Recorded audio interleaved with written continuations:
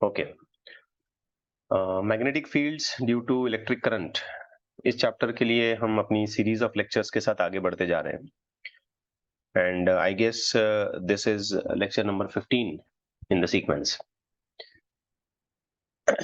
जैसे मैं आपको ये इससे पहले भी बता चुका हूं कि we have divided the chapter into 3 different sections.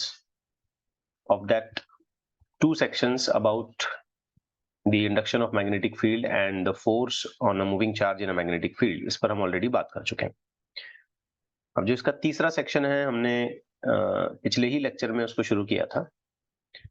That is all about the force acting on a current carrying conductor when it is kept in the magnetic field. So जो फाइनल फॉर्मूला हमको obtained हुआ था, सबसे पहले उस फॉर्मूले को मैं यहाँ पे मेंशन कर देता हूँ, फिर आगे बात करते हैं। तो फाइनल फॉर्मूला हमने कुछ ऐसे लिखा था, I LB sin थीटा, या वेक्टर फॉर्म में अगर हम देखें तो हम उसे लिखते हैं I L क्रॉस B।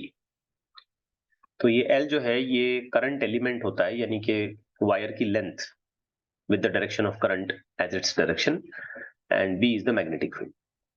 आपको ये भी याद होगा कि अगर हम इसमें फोर्स का डायरेक्शन पता करना चाहते हैं तो हम लोग फ्लेमिंग्स लेफ्ट हैंड रूल का यूज करते हैं, with thumb, the index finger and the middle finger being perpendicular to each other, such that the thumb shows the direction of force, the index finger showing the direction of magnetic field, and finally the middle finger showing the direction of current.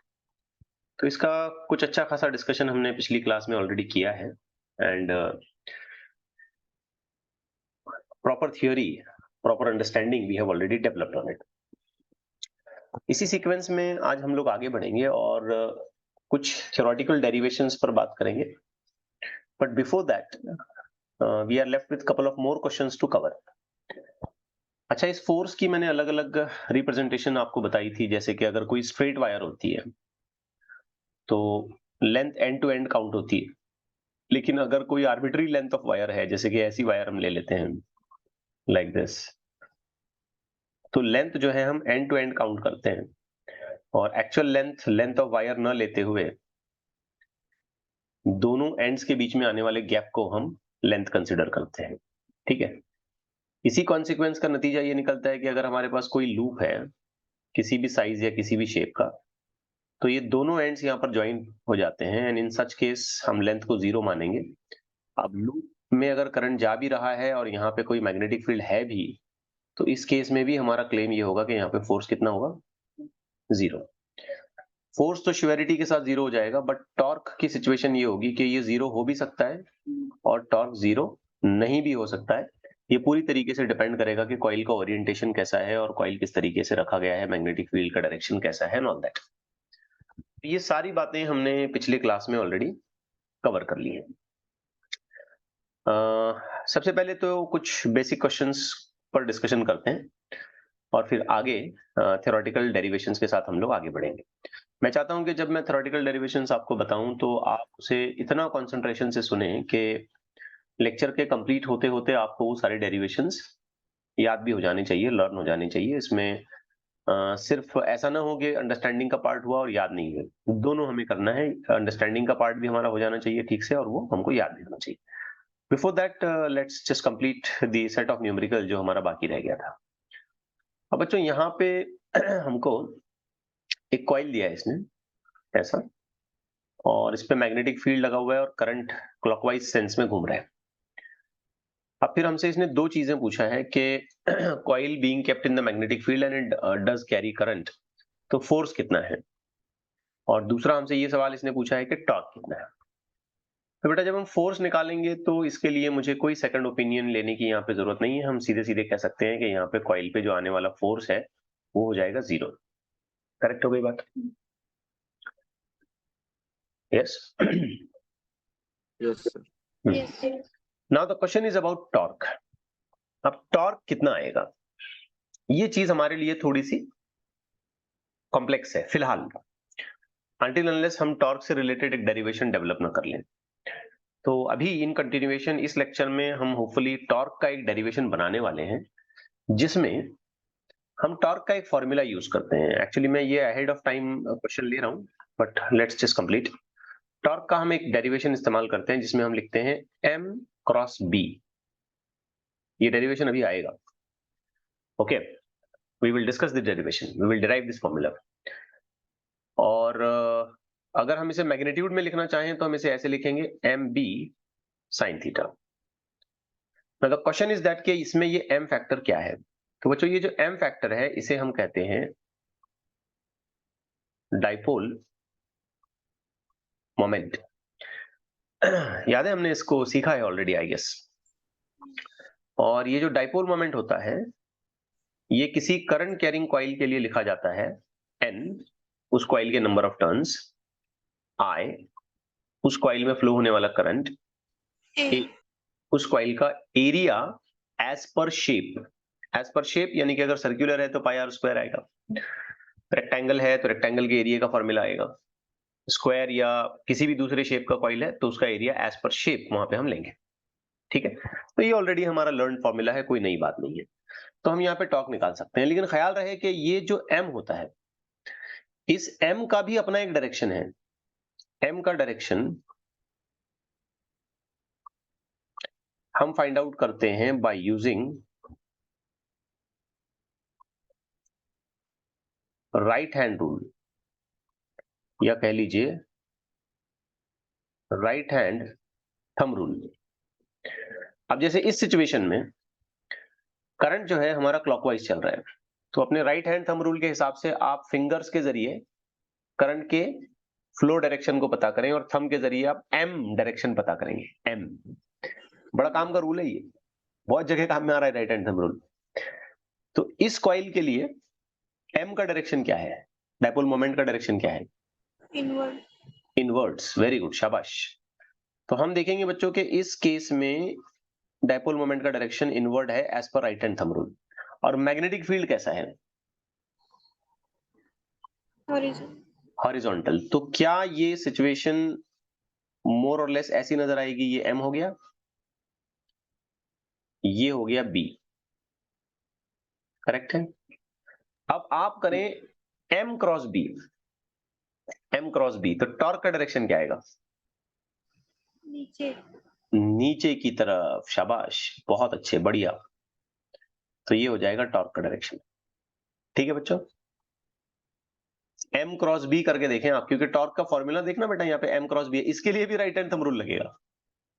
In fact right hand thumb rule basically ये कोई specific rule नहीं है, ये हर उस cross product के लिए apply किया जा सकता है जहां पर हम दो वेक्टर्स का मल्टीप्लीकेशन कर रहे होते हैं by using a cross product.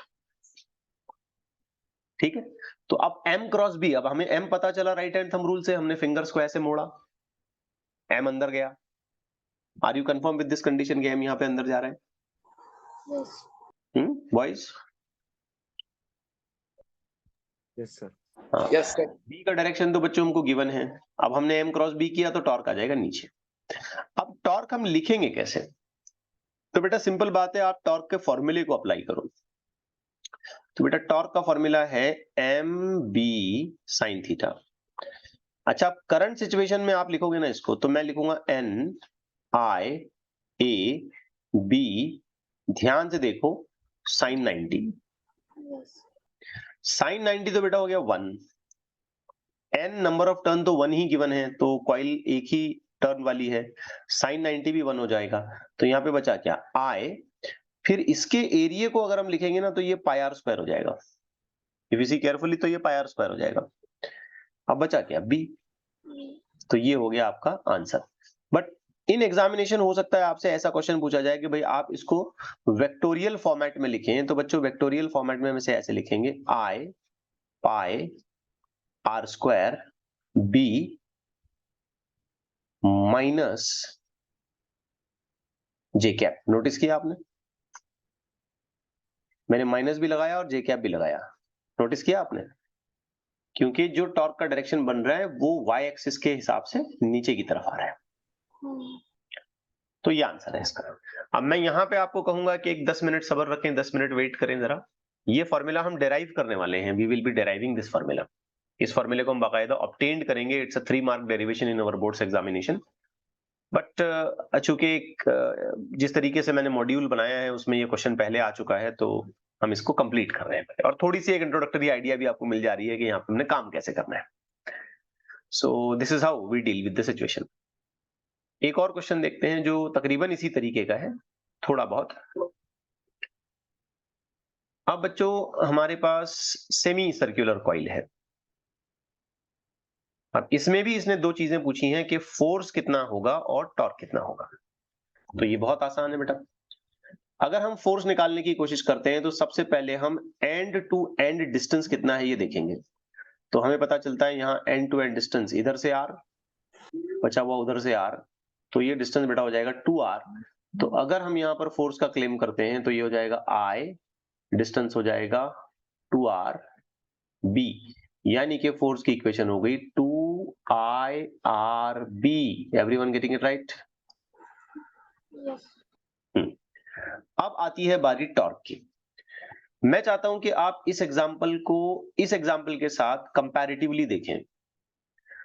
तो बेटा करंट का सेंस सेम है दोनों में, नो चेंज। मैग्नेटिक फील्ड का डायरेक्शन भी सेम है, नो चेंज। सिर्फ बच्चों फर्क इतना है कि यहाँ एक कंप्लीट कॉइल है और यहाँ पर हाफ कॉइल है। तो जब हम इस तरीके का फॉर्मूला यूज करेंगे ये टॉर्क का, तो बस हम एक छोटा सा चेंज ये करेंगे कि ये जो n की वैल्यू है ना वो 1 लेने की बजाय हाफ ले लेंगे। n is a number of turn, तो नंबर ऑफ टर्न यहाँ पे 1 नहीं है, आधा टर्न है, तो हम हाफ लिखेंगे। तो बाकी सब जैसा का वैसा a I ये सारी चीजें जैसी है वैसी हो जाएंगी, ठीक है ना? Yes. So in that case, या ऐसे कर लें, n को हाफ करने की बजाय एरिया को हाफ कर दें आप, आइदर वे। नहीं तो n भी हाफ करेंगे एरिया भी हाफ करेंगे, ऐसा नहीं करना। या तो एरिया हाफ कर दें या n को हाफ कर दें आप, बिकॉज ये कलेक्टिवली हमको एरिया ही बता रहे हैं ना, NA इफेक्टिवली एरिया बता रहा है हमको ये। तो चलें एरिया को हाफ कर लें, तो फिर फाइनली यही फॉर्मेट मैं इस्तेमाल करता हूं टॉर्क का। और आप बताएं मुझे इसका आंसर हमें क्या लिखना चाहिए, क्योंकि सब कुछ तो सेम है। क्या आएगा बोल सकते हैं आप?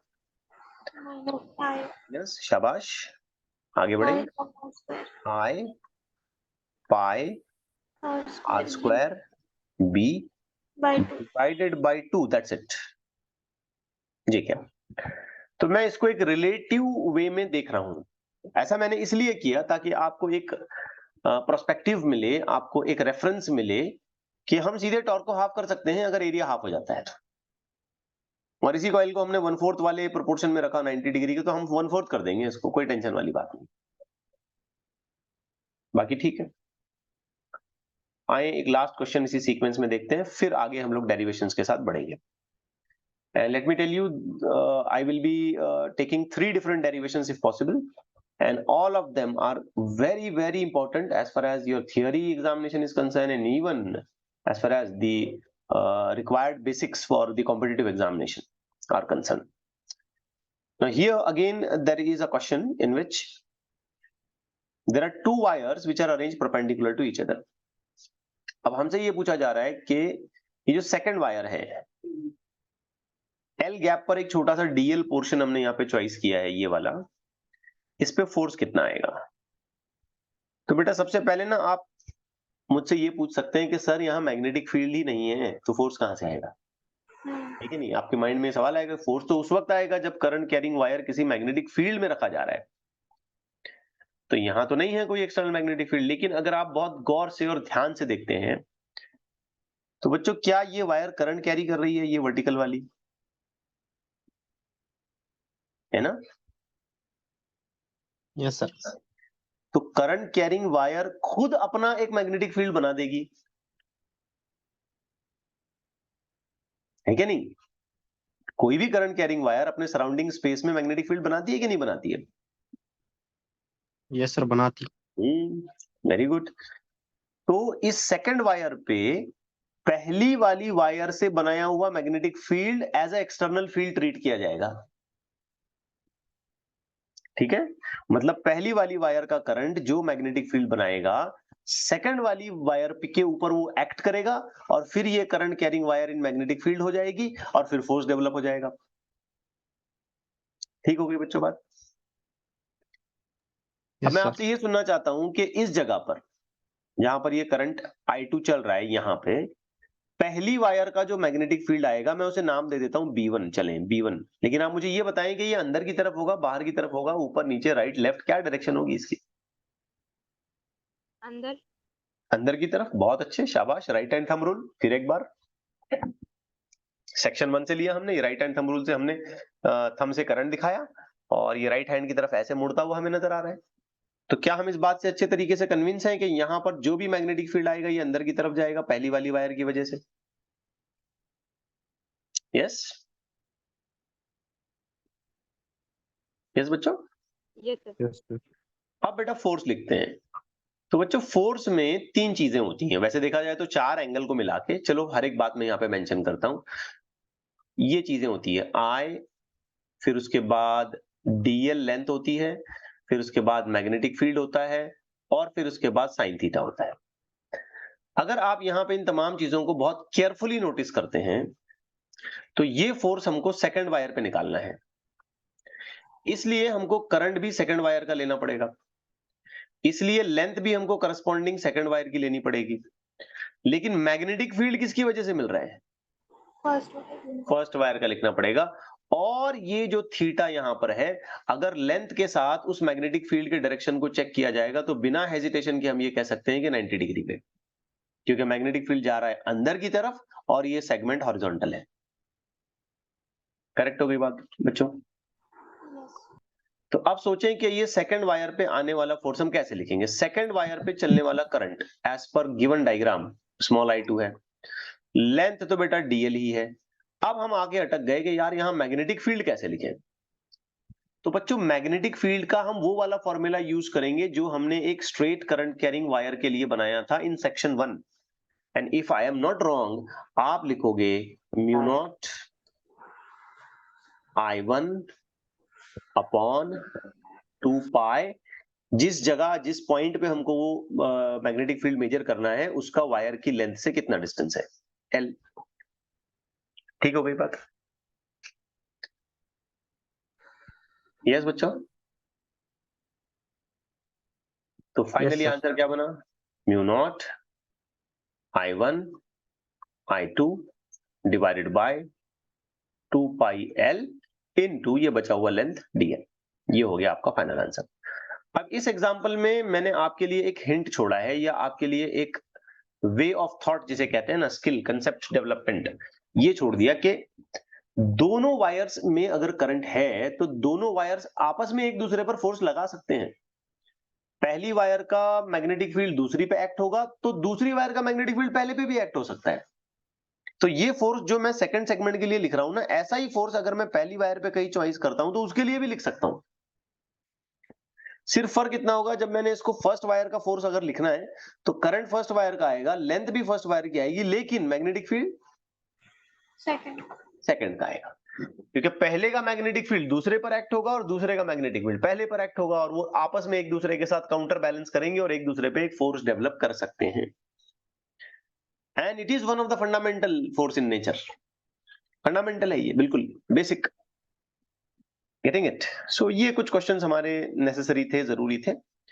अब इन सभी बातों को ध्यान में रखते हुए, फोर्स की कंडीशन और ये सब कुछ, आइए हम कुछ बड़े इंपॉर्टेंट 2-3 डेरिवेशंस पर डिस्कशन करते हैं। I again insist here that कि आपको ये डेरिवेशंस बिल्कुल पक्के याद हो जानी चाहिए by the time we finish with this lecture. So let's start with the first derivation. In fact इसी टाइप ऑफ कंसेप्ट पर ये डेरिवेशन बेस करता है। Magnetic force between the current carrying parallel wires. Suppose if we have a few parallel wires, या couple of parallel wires, and they do carry some current, तो उनके बीच में आपस में फोर्स आएगा। ये कैसा आएगा? तो हमें इसमें थोड़ा सा एनालिसिस करना है कि ये फोर्स किस नेचर का आएगा, कब आएगा, क्या वैल्यू बनेगी, और कौन कौन सी कंडीशंस पर ये डिपेंड करेगा, एंड सो ऑन। सो इस चीज को समझने के लिए हम यहाँ पे एक एग्जाम्पल बनाते हैं। लेट्स से बच्चों की हमारे पास दो इनफाइनाइटली लॉन्ग पैरेलल वायर्स हैं, like this, the first one and the second one, and they are just being separated by some distance. In the current situation जिस डिस्टेंस के बारे में हम बात कर रहे हैं वो d है, ऐसे मान के चलते हैं d। लेट्स से कि फर्स्ट वायर इसमें करंट जाता है I1, सेकेंड वायर इसमें भी करंट अपवर्ड जा रहा है but with some different magnitude, let's say I2। Let me just tell you कि ये जो वायर है ये वायर नंबर 1 है और ये जो वायर है ये वायर नंबर 2 है। बस इतना सही अरेंजमेंट है। अब क्या इस अरेंजमेंट के होने की वजह से यहां पे इन दोनों वायर्स पे आपस में कोई फोर्स डेवलप हो सकता है? यस, हो सकता है बच्चों। कैसे, आओ जरा गहराई से समझते हैं। क्या होगा कि ये पहली वायर का करंट जो मैग्नेटिक फील्ड बनाएगा, Biot Savart law, Ampere's law, whatever you want to say, इसका डेवलप किया हुआ मैग्नेटिक फील्ड क्या सेकंड वायर पे एक्ट करने लग जाएगा? Yes. यस। और सेकंड वायर में भी अपना खुद का करंट है, तो सेकंड वायर का डेवलप किया हुआ magnetic field ultimately first wire पे एक्ट करेगा। सो एट द एंड हम ये ऑब्जर्व करेंगे कि both the wires are in the magnetic fields developed by the other one. हर एक वायर दूसरे के जरिए डेवलप की गई मैग्नेटिक फील्ड के अंदर है। अब जरा आप मुझे सोच के बताएं, ध्यान से बताएं कि पहली वायर का जो मैग्नेटिक फील्ड आएगा पहली वायर के करंट की वजह से, वो दूसरी वायर पर कौन सी डायरेक्शन में जा रहा है? अंदर। अंदर की तरफ। शाबाश, बहुत अच्छे। मैं चाहता हूं all of you think on it very carefully. सभी इसमें अच्छे से सोचेंगे बेटा। B1 करेक्ट है, अंदर की तरफ जा रहा है बच्चों। राइट हैंड थंब रूल लगाएंगे बेटा। थोड़ा टाइम ज्यादा गया, हरकत नहीं, लेकिन इन तमाम बातों को अच्छे से समझना है। Right hand thumb rule practically करें ऐसे। राइट हैंड थंब रूल, यूं करंट ऊपर जा रहा है, यूं आप मोड़ रहे हैं तो आपको फिंगर्स अंदर जाती हुई दिखाई देंगी इस जगह पर। Hmm. Everyone confirm with this? Yes sir. Okay, जरा जल्दी रिस्पॉन्स करें प्लीज। अच्छा, अब सेकंड वायर का करंट भी ऊपर की तरफ जाता है, तो क्या आप मुझे बता सकते हैं कि सेकंड वायर का मैग्नेटिक फील्ड पहली वायर पे कहां एक्ट करेगा? अंदर की तरफ, बाहर की तरफ, लेफ्ट बाहर। राइट? बाहर। बाहर की तरफ। बहुत अच्छे बेटा, शाबाश। Everyone getting it right? इस फील्ड को मैंने नाम देना है B2। अच्छा बच्चों, अगर हम B1 लिखें, सोचो जरा, तो क्या उसका इक्वेशन हमको ऐसे लिखना पड़ेगा, mu naught I1 divided by 2 pi d। ये वही फॉर्मूला है जो हम किसी स्ट्रेट वायर के मैग्नेटिक फील्ड के लिए लिखते हैं। Hmm. और बच्चों अगर हम B2 लिखें तो उसके लिए हमें फॉर्मूला लिखना पड़ेगा mu naught I2 divided by 2 pi d। So changed current values. अब जरा सोचें कि क्या पहली वायर किसी मैग्नेटिक फील्ड के इफेक्ट में आ गई है Yes. और उसमें करंट भी चल रहा है, तो इस पे फोर्स आ जाएगा। और दूसरी वायर भी किसी मैग्नेटिक फील्ड के इफेक्ट में आ गई है और उसमें करंट भी चल रहा है, तो इस पे भी फोर्स आ जाएगा। जरा सोचें कि इसका करंट कैसा आएगा, सॉरी इसका फोर्स कैसा आएगा। तो फ्लेमिंग का लेफ्ट हैंड रूल लगाएं। फ्लेमिंग लेफ्ट हैंड रूल के हिसाब से फील्ड बाहर की तरफ आ रहा है, करंट ऊपर की तरफ जा रहा है। फील्ड बाहर की तरफ है, करंट ऊपर की तरफ है। बताएं तो। Right सोचें side. सोचें Right. सोचें सोचें, लगाएं फ्लेमिंग्स लेफ्ट हैंड रूल, ठीक से लगाएं। करंट ऊपर की तरफ, फील्ड बाहर की तरफ, यूं करना पड़ेगा, यूं करें। किया सबने? अब फोर्स राइट या लेफ्ट में से कोई पोजीशन लेगा। Hmm. Right. राइट, पक्का? Hmm. Everyone applying this direction, Fleming left hand rule. तो ये हो गया बेटा force on current, sorry force on wire 1 due to the field of wire 2। Okay हो गया बेटा? Yes. Sir. यस? नहीं, मैं ये जानना चाहता हूं कि ये फोर्स राइट में आ रहा है, ये सबको समझ आया? Yes sir. अब एक काम करें कि सेकंड वायर पे आने वाले फोर्स का डायरेक्शन ढूंढें। Again by using the Fleming's left hand rule. Magnetic field अंदर की तरफ जा रहा है, करंट ऊपर की तरफ है। Left. लेफ्ट, शाबाश, बहुत अच्छे, बढ़िया, वेरी गुड। तो ये लेफ्ट की तरफ आया। अब इसे मैं जस्ट इतना ही मेंशन कर देता हूं कि ये force on the second wire है, और इसको मैंने ऐसे जैसे मेंशन किया फोर्स ऑन फर्स्ट वायर। अब हमें पता चल रहा है कि ये दोनों फोर्सेस यूं अंदर अंदर की तरफ आ रहे हैं। अब आप बोलिए अंदर अंदर वाले फोर्स का मतलब क्या होता है, अट्रैक्शन या रिपल्शन?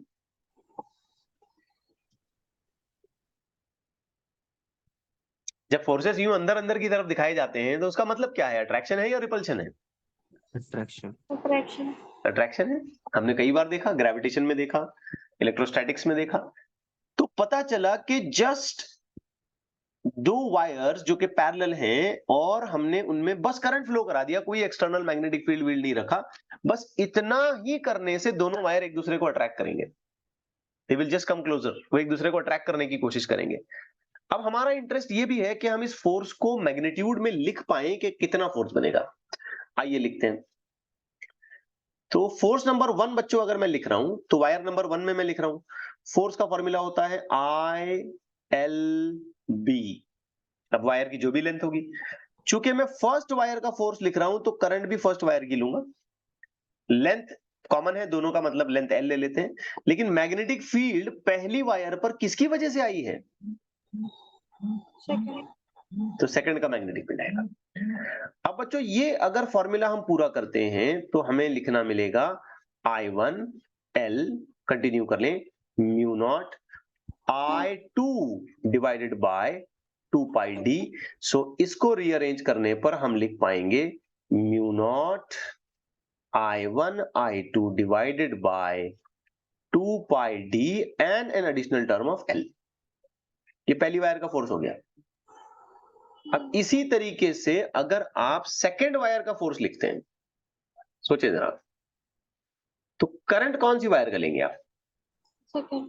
सेकेंड का लेंथ जो भी कॉमन होगी, और मैग्नेटिक फील्ड सेकेंड वायर पर किसकी वजह से आ रहा है? First. तो फर्स्ट लेंगे।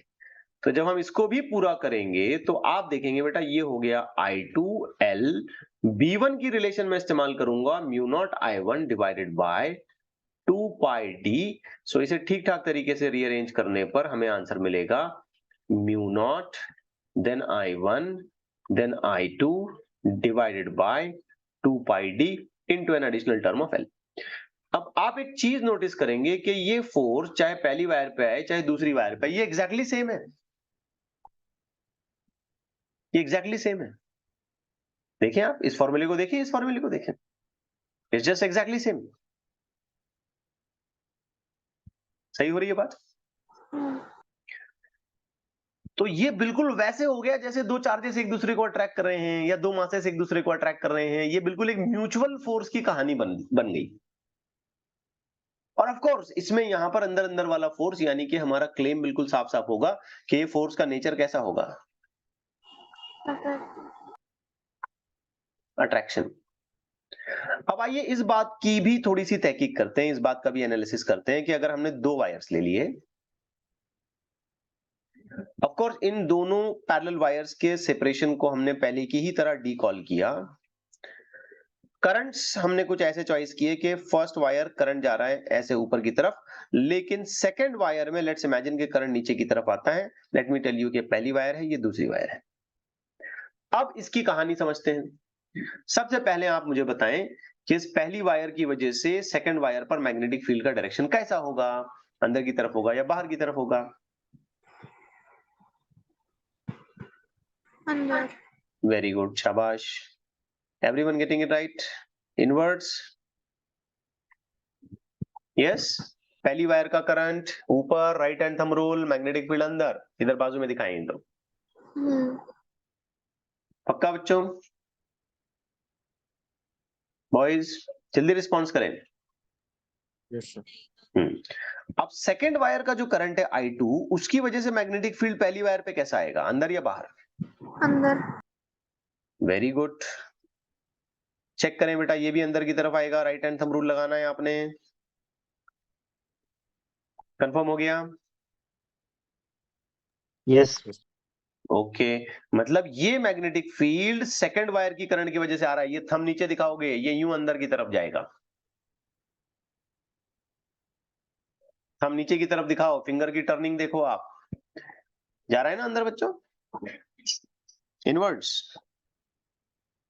करेक्ट है? Come on. Yes, sir. Okay. अब आपने देखना है कि फोर्स कहां आएगा। फोर्स के लिए आपने फ्लेमिंग्स लेफ्ट हैंड रूल लगाना है। फ्लेमिंग का लेफ्ट हैंड रूल आप लगाएं, पहली वायर पे बताएं फोर्स कहां आएगा।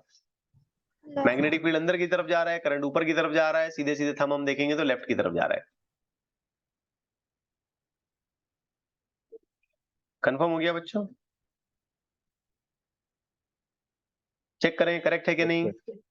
ओके अब सेकंड वायर पे फोर्स निकालें। मैग्नेटिक फील्ड अंदर जा रहा है, करंट नीचे जा रहा है, थंब देखेंगे तो आप राइट की तरफ जाएगा। आपने करना है प्रैक्टिकली, ये प्रैक्टिकली करना है बेटा आपने। ये क्या हमने करेक्टली दोनों फोर्सेस को बता दिया? Yes. कन्विंस है सब इस बात पे? Yes yes sir. अब बच्चों फोर्स जो है वो बाहर बाहर की तरफ आया, तो बाहर बाहर की तरफ दिखाए जाने वाले फोर्सेस, दो चार्जेस में हो या दो वायर्स में हो या दो मैग्नेट्स में हो, शोन आउटसाइड, ये फोर्सेस कैसे माने जाते हैं? Repulsive. रिपल्सिव।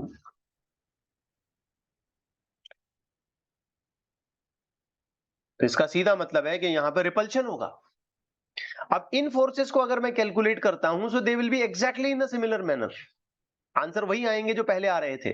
सिर्फ छोटा सा फर्क ये हुआ कि जब करंट्स सेम डायरेक्शन में आते हैं तो फोर्सेस का नेचर अट्रैक्टिव बन जाता है, और जब करंट अपोजिट डायरेक्शंस में आते हैं तो वही फोर्सेस जो पहले ही की तरह डेवलप हो रहे थे लेकिन उनका नेचर रिपल्सिव हो जाएगा।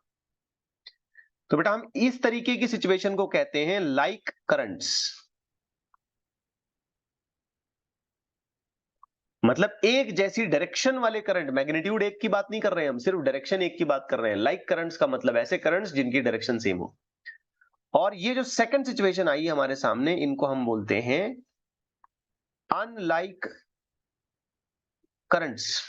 मतलब ऐसे करंट्स जिनका डायरेक्शन अपोजिट है। मैग्नीट्यूड के बारे में कोई चर्चा नहीं होगी, मैग्नीट्यूड के बारे में कोई कमेंट नहीं। मैग्नीट्यूड सेम हो, अलग हो, कुछ भी हो, डायरेक्शन सेम होगा तो लाइक करंट्स कहलाएंगे, डायरेक्शन अपोजिट होगा तो अनलाइक करंट्स कहलाएंगे। अगर लाइक करंट्स हैं तो अट्रैक्शन कॉज करेंगे, और अगर अनलाइक करंट्स हैं तो दोनों पैरेलल वायर्स में रिपल्शन कॉज करेंगे, जबकि इनका फॉर्मूला दोनों सूरतों में सेम होगा। क्या हम यहां पर इस तरीके का एक कमेंट कर सकते हैं कि F1 force is exactly equal to F2 force in magnitude with a minus sign in direction? Yes. क्या हम ऐसा कमेंट कर सकते हैं? ये सुनो बच्चों, ये सुनो बेटा, Yes. क्या हम ऐसा कमेंट कर सकते हैं कि इन दोनों फोर्सेस के मैग्नीट्यूड्स परफेक्टली इक्वल हैं? कर सकते हैं। लेकिन जरा सोचें, क्या हम ऐसा कमेंट कर सकते हैं?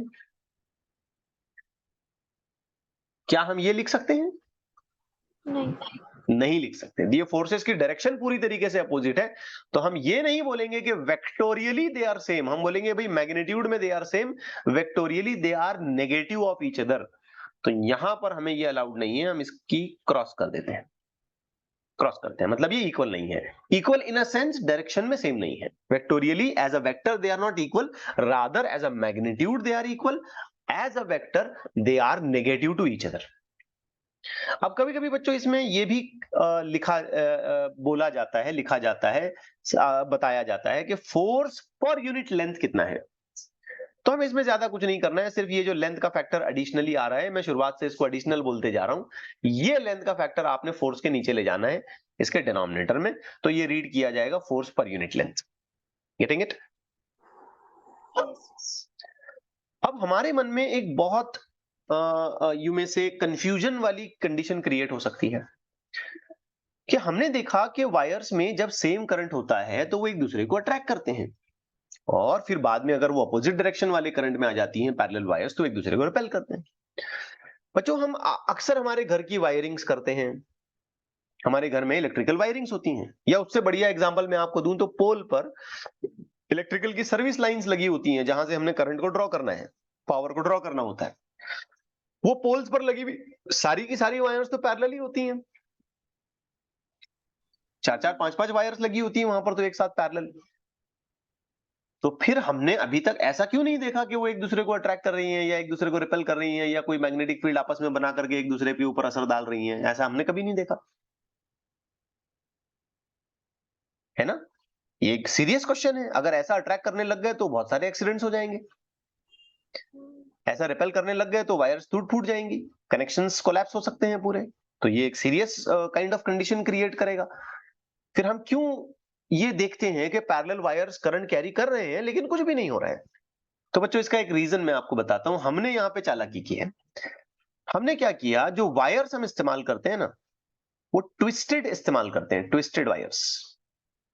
आप पोल पर लगी हुई वायर्स को कभी देखा आपने ध्यान से? या घर में लगी हुई वायरिंग वाली वायर को देखा आपने ध्यान से कभी? वैसी ट्विस्टेड वायर्स होती हैं। ऑफ कोर्स उसमें डीसी और एसी का भी फर्क पड़ेगा, बट मैं एक जनरल एग्जांपल दे रहा हूं। फिर आप मुझे कहेंगे सर ट्विस्टेड वायर रही तो क्या होता? ट्विस्टेड वायर से क्या फर्क पड़ता है? बहुत फर्क पड़ता है। Let me show you the condition in this diagram. देखो, ट्विस्टेड रहने से क्या होगा कि उसकी लेंथ हल्की सी बेंड होगी और वो बेंड होकर के यूं आपस में एक दूसरे के साथ ट्विस्टेड कंडीशन में रहेगी। तो होगा ये कि वायर्स की लेंथ जो है वो अलग अलग जगह पर हमको बेंड हालत में मिलेंगी, जैसे कि यहां और यहां। अब बेटा, इधर जाने वाला मैग्नेटिक फील्ड का जो फोर्स है वो ऐसे ऊपर जाएगा, इधर जाने वाला जो है वो इधर जाएगा। हो सकता है एक दूसरे सेगमेंट में इधर जाए, हो सकता है एक अगले सेगमेंट में यहां जाके इधर जाए। तो इस तरीके से जो फोर्सेस डेवलप हो रहे होंगे या मैग्नेटिक फील्ड्स डेवलप हो रहे होंगे, वो आपस में एक दूसरे को क्या कर देंगे? कैंसल आउट करेंगे। जैसे ये फील्ड इसको कैंसिल कर देगा, ये फील्ड इसको कैंसिल कर देगा। यहाँ पे कोई नेट फील्ड बनेगा ही नहीं। जब फील्ड ही नहीं बना तो फोर्स बनने का सवाल ही नहीं पैदा होता। तो खास वायर्स को इसलिए भी ट्विस्ट किया जाता है। अपार्ट फ्रॉम स्ट्रेंथ, ट्विस्ट करने से स्ट्रेंथ भी आती है, ये एक अलग इलास्टिक प्रॉपर्टी के बारे में बात चली। लेकिन दूसरा रीजन यहां पे मैं आपको बता रहा हूं। आपने कभी देखा सर्विस वायर जो पोल्स पे लगी हुई हैं, कभी आप गैलरी में खड़े हैं अपने घर की और आपको देखने का मौका मिला, तो वो एक सिंगल ब्लॉक वायर नहीं होती है, बल्कि उसमें बहुत सारी वायर्स होती हैं और ऐसे ट्विस्टेड रहती हैं वो। करेक्ट है ना? यस। ऑफ कोर्स उसमें स्ट्रेंथ का एक बहुत बड़ा रिक्वायरमेंट है, क्योंकि वायर्स हमको सालों साल बांधे हुए रखना है स्ट्रेच्ड हालत में, तो स्ट्रेंथ भी चाहिए हमको। सिंगल उसका बेल्ट इस तरीके का वायर का हम इस्तेमाल करेंगे तो वो टूट सकता है स्ट्रेन स्ट्रेस की वजह से। ट्विस्ट करने का रीजन एक ये भी है, लेकिन दूसरा रीजन ये भी है कि वायर्स में डेवलप होने वाले मैग्नेटिक फील्ड ऐसा चारों तरफ घूम जाते हैं ट्विस्ट की वजह से, और फिर एक सेगमेंट का मैग्नेटिक फील्ड दूसरे सेगमेंट्स के थ्रू कैंसिल आउट हो जाता है और हम पूरी तरीके से सेफ हो जाते हैं। हमें कोई मैग्नेटिक फील्ड वहां पर ऑब्जर्व करने का मौका ही नहीं मिलता, और फिर सराउंडिंग वायर्स पर अगर फील्ड नहीं बना तो फोर्स बनने का सवाल ही नहीं पैदा। ठीक है बच्चों, बात क्लियर हुई? एट लास्ट मैं इसमें एक छोटी सी रिमाइंडर के तौर पे यहाँ पे एक बात ऐड कर दूंगा कि जब हमारे पास लाइक करंट्स आते हैं तो वो अट्रैक्शन क्रिएट करेंगे दोनों वायर्स में, और अगर हमारे पास अनलाइक करंट्स हैं वायर में, अनलाइक और लाइक होना ये सिर्फ डायरेक्शनल बेसिस पर बोला जाता है, तो वो रिपल्शन क्रिएट करेंगे। ठीक है? अब इसमें एक और चीज हमारे थ्योरी पेपर में अक्सर पूछी जाती है कि भाई डिफाइन करें 1 एम्पियर क्या है। So let's try to define. मैं डायरेक्टली उसका डेफिनेशन यहां पे पुट अप कर देता हूं। हमने क्या किया, 1 एम्पियर के करंट लिया और 1 मीटर का सेपरेशन लिया। तो आप जरा याद करें कि अभी अभी हमने फोर्स लिखा था जो कि ऐसा था, म्यू नॉट I1 I2 2 पाई, डिस्टेंस शायद हमने d लिखा था और आगे हमने L भी ले लिया था। अब सोचे अगर हमने इन सब के वैल्यूज को यहां पुटअप किया, 4 पाई इंटू 10⁻⁻⁷, I1 1 एम्पियर हम क्लेम कर रहे हैं, I2 भी हम 1 एम्पियर क्लेम कर रहे हैं, 2 पाई और डिस्टेंस ऑफ सेपरेशन भी हम 1 एम्पियर ले रहे हैं, और लेट्स से कि हमने इसको फोर्स पर यूनिट लेंथ किया। तो ये पूरा अगर हम कैलकुलेट कर लेते हैं तो फोर्स कितना हो जाता है? करेक्ट है? तो ये फोर्स 1 एम्पियर, सॉरी ये करंट 1 एम्पियर का है, इसका जस्टिफिकेशन हम फोर्स की वैल्यू से देते हैं। बिल्कुल वैसे जैसे हमने क्लास इलेक्ट्रोस्टैटिक्स चैप्टर पढ़ते वक्त 1 कूलम को डिफाइन करने की कोशिश की। यस। तो हमने कहा भाई 1 ampere is that current when passed through each of the 2 parallel wires, infinitely long wires of course, having a separation of 1 meter, then the force of repulsion or attraction, whatever you want to say, it will be 2 into 10⁻⁷. तो 1 ampere वो current है जो इस तरीके के दो parallel wires में flow कराया जाए जिनका सेपरेशन 1 मीटर है, तो इनमें जब फोर्स डेवलप होगा तो उसका मैग्नीट्यूड हो जाएगा 2 × 10⁻⁻⁷। समझ आई बात? So that gives a small definition for the factor of 1 ampere. ये हमारे लिए 1 मार्क का एक डेफिनेशन है या 2 मार्क का एक छोटा सा डेफिनेशन है जो एग्जामिनेशन में पूछा जा सकता है। बाकी इसमें मैं नहीं समझता कोई एक्सप्लेनेशन की खास रिक्वायरमेंट है। हम 1 एम्पियर को उसके डेवलप होने वाले फोर्स की बिना पर जस्टिफाई करने की कोशिश कर रहे हैं कि भाई इतना करंट होगा तो इतना फोर्स आएगा, या इतना फोर्स आ रहा है तो वो 1 एम्पियर को रिप्रेजेंट करेगा। Getting it? Of course for a separation of 1 metre and so on. बात क्लियर हुई बेटा? यस। अब आइए एक और डेरिवेशन पर हम डिस्कशन करते हैं and then this lecture we will and.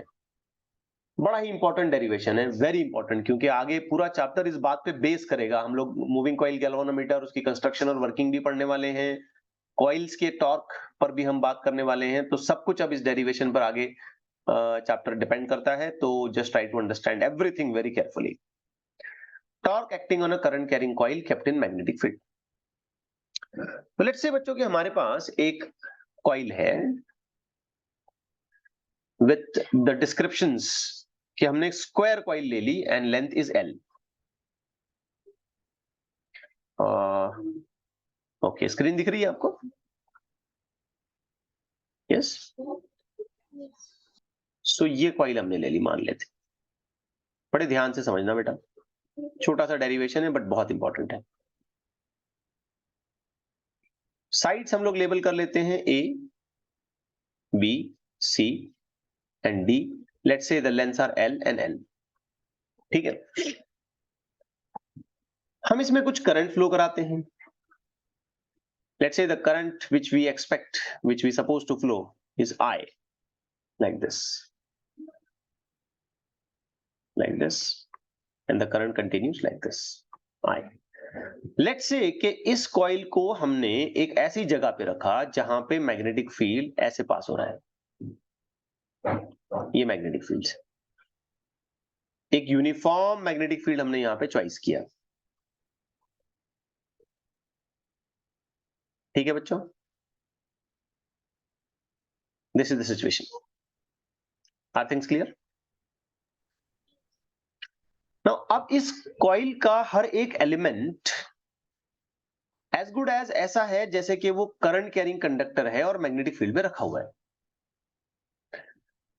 तो बच्चों हम कोशिश करेंगे कि हर एलिमेंट पर आने वाले फोर्स को ऑब्टेन करें। समझें, जैसे सबसे पहले मैं देखता हूं एलिमेंट बीसी सेगमेंट। तो बेटा बीसी सेगमेंट पर कोई फोर्स नहीं आएगा। बोलो क्यों? वेरी गुड, शाबाश।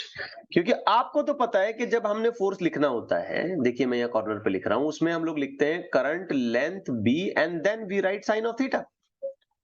तो यहां पे देखिए डायरेक्शन ऑफ करंट और डायरेक्शन ऑफ मैग्नेटिक फील्ड ये तो बिल्कुल पैरेलल है, जीरो एंगल बन जाएगा, sine zero will become zero, तो बीसी सेगमेंट पर कोई फोर्स नहीं आएगा। अब इसी तरीके से अगर आप एडी सेक्शन देखते हैं बेटा, एडी सेक्शन, तो आप महसूस करेंगे कि यहां पर भी कोई फोर्स एक्सपेक्टेड नहीं है। क्यों नहीं है, बता सकते हैं मुझे?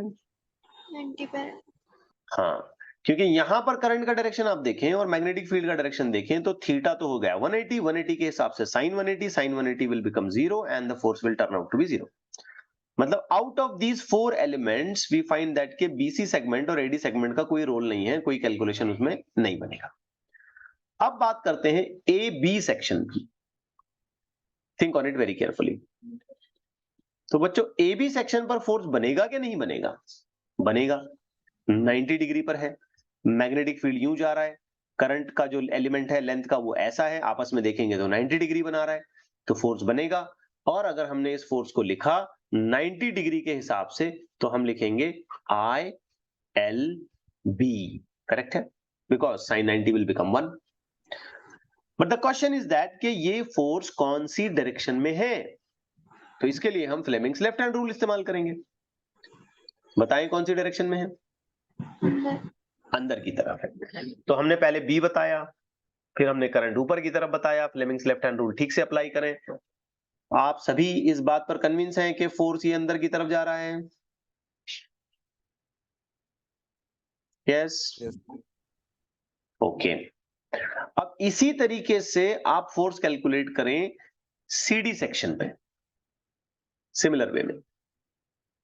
तो आप देखेंगे कि सीडी सेक्शन भी जो है, या सीडी का जो लेंथ है, ये भी मैग्नेटिक फील्ड के साथ परपेंडिकुलर है, तो फोर्स तो आएगा, साइन 90 बन जाएगा। फोर्स बाय मैग्नीट्यूड अगर हम लिखते हैं तो इसके लिए भी फोर्स बनेगा ILB, no issues. But what would be the possible direction of that force? क्या होगी डायरेक्शन? अगर चालाकी से सोचते हैं, यहां पर बहुत ध्यान दे के देखते हैं, तो ये फोर्स होगा आउटवर्ड्स। करेक्ट है, it has to be outwards. Fleming's left hand rule लगाएं ठीक से। करंट नीचे की तरफ जा रहा है, मैग्नेटिक फील्ड, ठीक है, मैग्नेटिक फील्ड, करंट नीचे की तरफ, ये बिल्कुल सीधा सीधा यूं लगेगा, देखें यूं लगेगा बाहर की तरफ। Is it okay? Yes. अब जरा इस कॉइल को इमेजिन करें, आप कॉइल की पोजीशन को इमेजिन करें। तो बच्चों, मैं स्क्रीन की शेयरिंग थोड़ा सा रोक के आपको ये दिखाने की कोशिश करता हूं। देखें, ये मैं नोट्स की अपनी हेल्प ले रहा हूं, ये चीज नोट्स दिख रही है आपको, या इससे कोई दूसरी चीज? चलिए हाथ से ही समझाते हैं। ये कॉइल था अपना, अब इस तरफ हमको फोर्स इनवर्ट्स मिल रहा था, इस तरफ हमको फोर्स आउटवर्ड्स मिल रहा था, ठीक है। अब इमेजिन करें, अगर मैं एक साइड को अंदर दबाऊंगा और दूसरे साइड को बाहर खींचूंगा, तो क्या इसमें इस तरीके से एक रोटेशन एक्सपेक्ट हो जाएगा? सही है बच्चों? ठीक है ना? कहीं भी मान लीजिए, इधर मैंने अंदर दबाया और इधर बाहर खींचा, तो रोटेट करेगा ना, ये यूं रोटेशन एक्सपेक्टेड है, अगर मैं इधर अंदर दबा रहा हूं और इधर बाहर खींच रहा हूं। सो इट्स जस्ट लाइक ऐसा, it's just like rotation. Yes. So whenever there is rotation and two equal and opposite forces separated by some distance are acting there, then definitely there is a torque. तो यहां तो torque आ गया। अब देखें, इस force के magnitude को देखें बेटा, इस फोर्स के मैग्नीट्यूड को देखें, they are just equal magnitude, they are opposite in direction, inwards outwards, and these forces are so acted that they are causing rotation, they have some distance of separation between them। मतलब वो सारी requirement जो torque की definition के लिए जरूरी है, वो सारी की सारी फुलफिल हो रही है यहां पे। अब अगर हम टॉर्क का अपना बेसिक फॉर्मूला अप्लाई करें, जिसमें हम ये लिखना चाहते हैं कि भाई टॉर्क क्या है, तो आपको याद होगा कि हम उसमें मैग्नीट्यूड ऑफ फोर्स लेते हैं और फिर मल्टीप्लाई करते हैं perpendicular distance between two forces. Basically torque couple के हिसाब से लिख रहे हैं हम यहां पे, ठीक है ना? अब आप बताएं यहां पे फोर्स कितना है? ILB। आप सोच समझ के केयरफुली बताएं कि इन दोनों फोर्सेस के बीच में परपेंडिकुलर डिस्टेंस कितना है? L. L है, शाबाश। तो क्या ये कैलकुलेशन एट द एंड ऐसे रिजल्ट हो रहा है? Yes sir, no madam? है ना, ठीक। आप सोचे बेटा, इसमें ये L स्क्वायर क्या है? Area of the coil. अगर ध्यान से देखा जाए तो L square is nothing but the area of the coil, because the coil which we are using is a square coil and its side length is L, so L square will become area। ठीक हो गई बात? Yes. Yes. Yes. अब जब हम इसे और carefully देखें और ये इमेजिन करें कि अगर हमारे पास ऐसे n नंबर ऑफ टर्न्स होते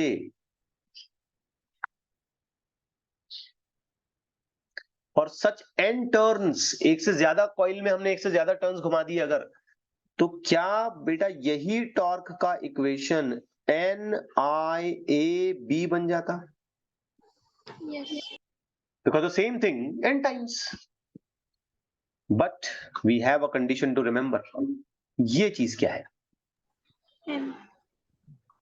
तो आपको पता है कि ये चीज m है, capital M, which is called as dipole moment। ये मैग्नेटिज्म में से लिया हमने, हम इस पर ऑलरेडी बात कर चुके हैं। So now torque will become mb. In its vector form, this torque can be written as m cross b. अगर कॉइल का इंक्लिनेशन 90 डिग्री पर नहीं है, यहां तो देखो कॉइल का इंक्लिनेशन 90 डिग्री पे है, इसमें m अगर मैं निकालूंगा तो m कहां जाएगा? Right hand thumb rule, current ऐसे चल रहा है, m कहां जाएगा?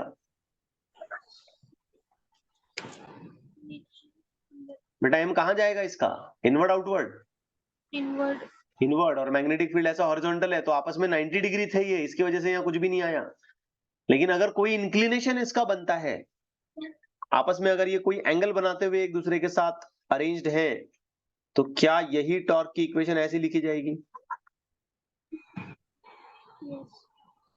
mb sin theta.